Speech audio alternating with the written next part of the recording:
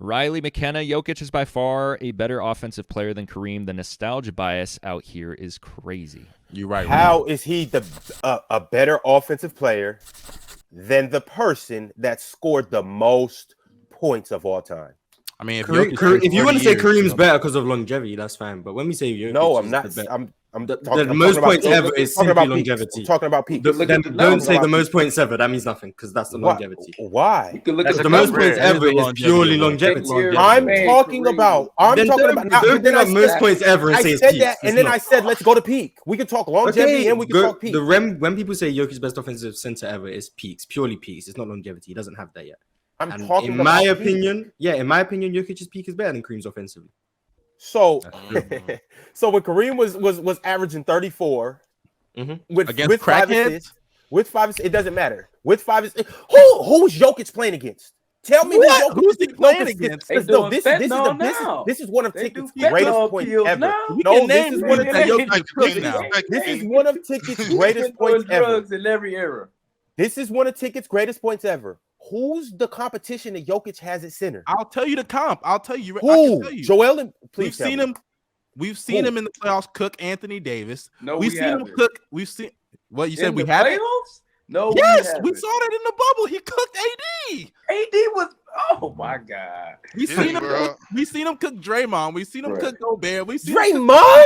Oh my! Why y'all gotta disrespect Draymond? Like I'm not disrespecting Draymond. I'm not just. I love Draymond. I big Draymond up every time I get a chance on this show. But we're talking about dudes with the ability to guard you. You can't put a 6'7" Draymond up there. Do you know what Kareem did to Draymond? Do you know what? Do you know who Kareem was going up against? He was going up against a Wes Unseld. He was 6'7". Dave Cohen was 6'9". Bob McAdoo was 6'9". And they were Bob McAdoo could have been Bob McAdoo. Now keep going. There was small guys. Now keep going.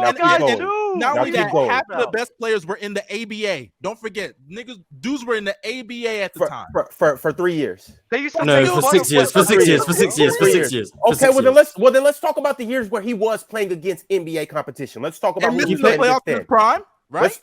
Let's talk about we're talking about the centers that we're playing against. Stop moving the goalpost, Mustard. Let's come back to who these players played against. I don't care who he was. What competition does Jokic have to stop him? What competition does Jokic have to stop him? You brought up Draymond. What would Kareem do to Draymond? He'll send him back and he'll be an associate coach under Tom Izzo at Michigan State. Is not Stop it. But he's not guarding Jokic. But he's not guarding Jokic. I know some crackheads that'll drop 20 in the league right now. For sure.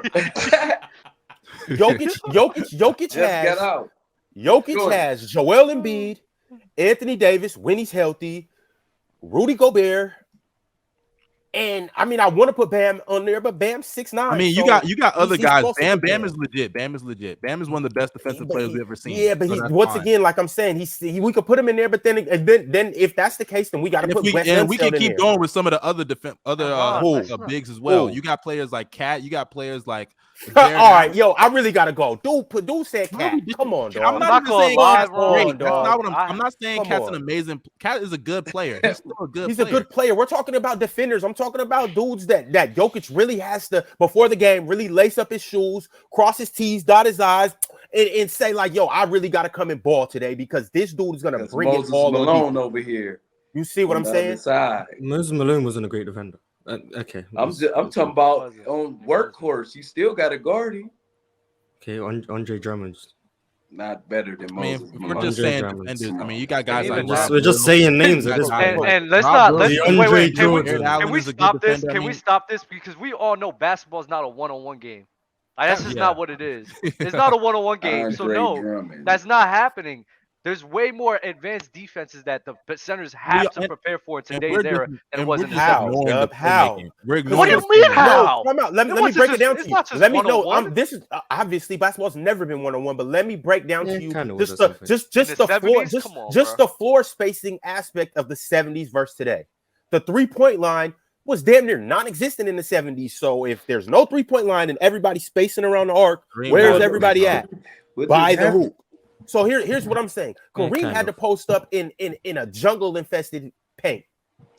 Jokic, as of right now, he has KFC over there, Jamal Murray over there, Michael Porter over there, and whoever else is out there spacing the floor. And on top of that, I'll give it to Jokic. He was a better passer than any. He's the best passing center of all time. So with the threat of him to pass out, you have to be on. You have to be honest with your guys. You have to stay closer to those 3-point shooters. On top of that, when Jokic does a pass fake, you're gonna bite on that because he's that good of a passer and they're that good of shooters. So Jokic doesn't necessarily have the help that we're talking about that Kareem would have. Let me stop you right there. Go ahead, stop me. Let me talk because you mentioned Michael Porter Jr., Jamal Murray, this help that he's had. We just saw last year them still have one of the best offenses in the league without Michael Porter Jr., without Jamal Murray, and they still had good shooters. And they still had good shooters. And got packed up. And they still had good shooters. And Will Barton. That's really it.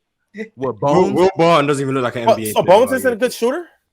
I mean, I would say Bones was a solid shooter. He had better shooters than people were not defending Bones out there like that. He was a rookie. He was not giving them real spacing like that. And I guarantee they weren't defending Magic Johnson like that. I guarantee they weren't defending Byron Scott like that. Because that's who Kareem had around him. And it's not just that, but when he caught the ball, let me keep. Hold on, wait. There's more. Hold on. Even if you say, they weren't doubling him like that. Let's not. They weren't doubling him like that. Why are we ignoring? Why are we ignoring? Because even if you say Kareem's the better scorer, which I don't even care to argue that, because fine, Kareem can be the better scorer. Jokic is still an elite scorer. Not even a competition. Yeah, Jokic is still an elite scorer. He's still one of the best rebounders in the league, and on top of that, he's one of the greatest playmakers we've ever seen. Arguably the best passer we've ever seen. Okay. So what are we doing here? You're acting like the offense is restricted to only scoring. That's not the case. Jokic, his playmaking, his ability to find guys. If you just put Jokic around mid offensive players, he's still going to generate a top 5 to 10 offense in the league because of him. When he's off the court, they're one of the worst offenses in the NBA. But when he's there, he's one of the best. So are we turning this into a Kareem versus Jokic debate? Because if we are, I'm just finna deep fry all of y'all before I gotta go. Offensively, the conversation is just Jokic being the best offensive center ever. That's it. The only argument to me with that is Shaq. Shaq is the better argument to me than Kareem. Yeah, I just hate the argument of saying that who's Jokic going up against when Kareem Abdul-Jabbar didn't really go up against as much people either, bro. Like, you talk about smaller guys. You talk about smaller guys, bro. They was having 6'9" and 6'7" centers at that time in the 70s. So that point doesn't make sense. And why is this competition? So that shouldn't be a point in your argument if that's what they have now. And why is their competition limited to just the centers that they face? When you're as a center, you're also responsible for protecting the rim. You're responsible for helping your teammates. If you got to go up against a guy like LeBron, you got to go up against guys like Giannis. You got to go up against guys like Steph, because we all saw Steph cook Jokic last year. AD. That should count for something as well. Kareem a better defender than 100. Yeah, Kareem's a better player than Jokic. Like no one's arguing. He's a better player. I would take Kareem offensively. I think Jokic is. I see what's going on now. Offensively, they mean passing. No, I mean offense. Included with the scoring. Oh, yes. Everything on offense. Everything on offense. Everything scoring, on everything. Passing, playmaking, offensive rebounding. Scoring? Wait. Scoring? Yeah. You said everything on offense. Yeah, scoring. So Jokic is a better scorer than Kareem. No. We already said no. You said no. If you're my bad. When you add it all together, yes, okay, I got you. My bad. I'm sorry. I'm not gonna hold you though. I'm not gonna hold you. I'm looking at some. No. Have you seen his per 100 possessions stats? I'm not gonna do it. That shit is wild though. No, y'all got it. I'm just saying, like that shit is wild. Have you seen it? Have you seen those per 100? No. For who? For Jokic. All right, Ron.